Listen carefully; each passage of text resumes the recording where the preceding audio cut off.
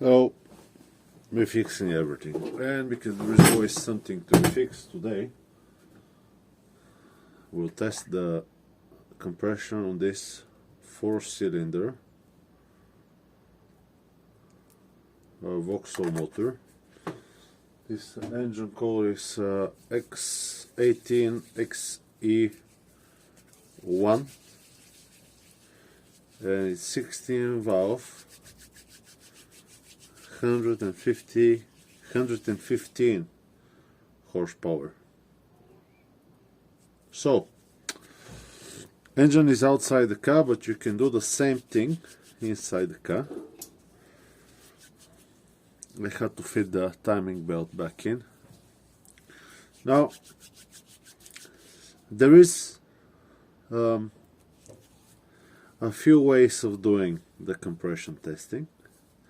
You can do it on a hot engine, you can do it on a cold engine, you can do it on a cold engine with the, this is a gasoline engine, with the throttle valve open, with the throttle valve closed, and people will tell you different things of when it's right. I did it on hot, on cold.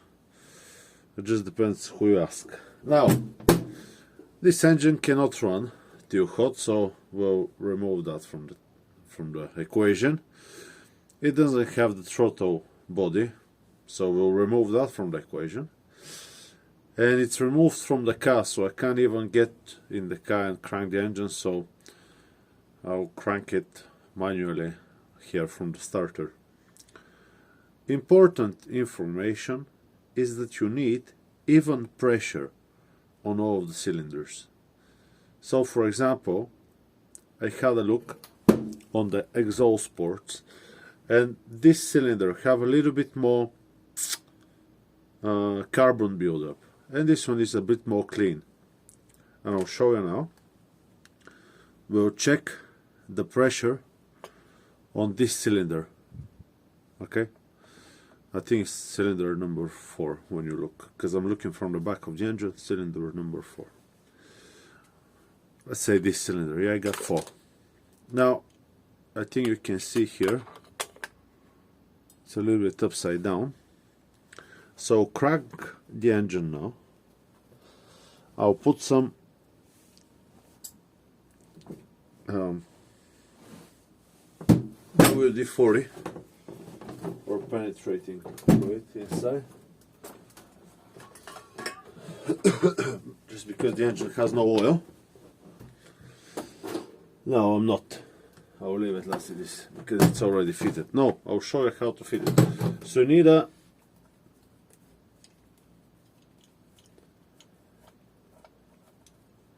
this is a set with a gauge. It goes to 20 bars. Now usually it's around the 10 mark, 15. Have a 1.4, the same generation of engine. I think it goes to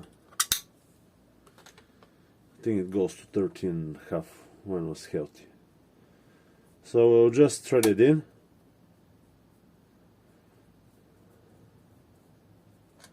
I'll just thread it in. I'll put some. There we go. Just a little bit. You don't do that because maybe your engine has oil in. My one doesn't.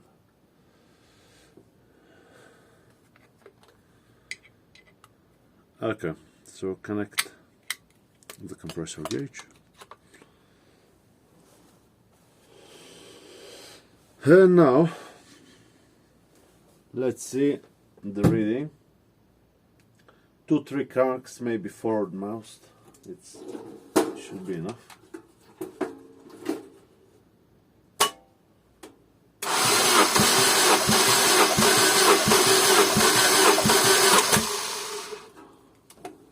We can see here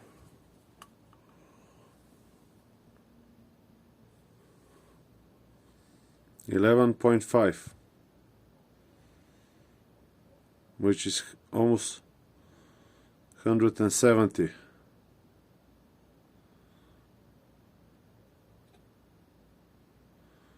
170 psi. Okay. Now the next two cylinders, this one and this one, and the valve cover gasket, it's leaking oil. So I'm not going to put anything in there because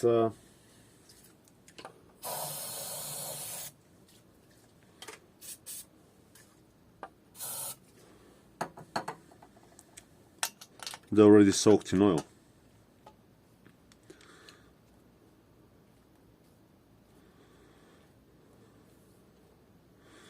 Now let's see what reading this cylinder will get. And we're looking for 11.5, yeah?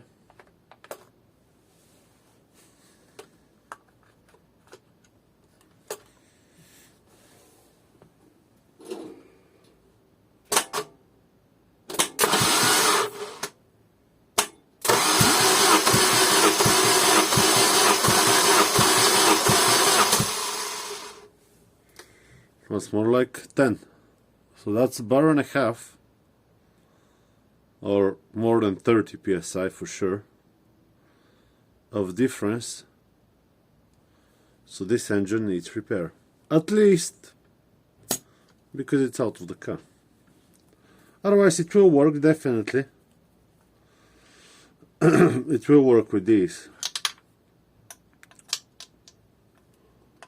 figures. I just have it as a donor. So I'll take the head off. Now let's continue, even though we know that it needs, at least by spec, repair.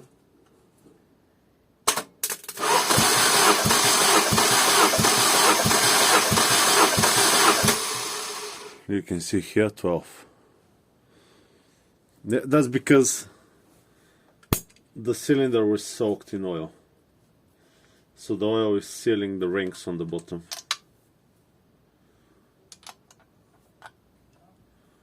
And it's making the compressor a lot better. But still, this one, maybe a valve or something, it needs a little bit of work. 2 bars of difference is quite a lot.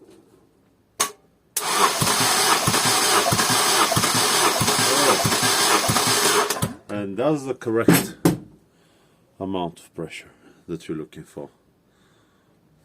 14 bars, 14 and a bit actually, 14.2, more than 200 psi, around 210 psi. That's the correct amount of pressure for this engine. It's quite high actually. I'll be happy if we manage to get that after the repair. Well, that's how you can judge the condition of your engine, by measuring the compression, and that's how to measure the compression.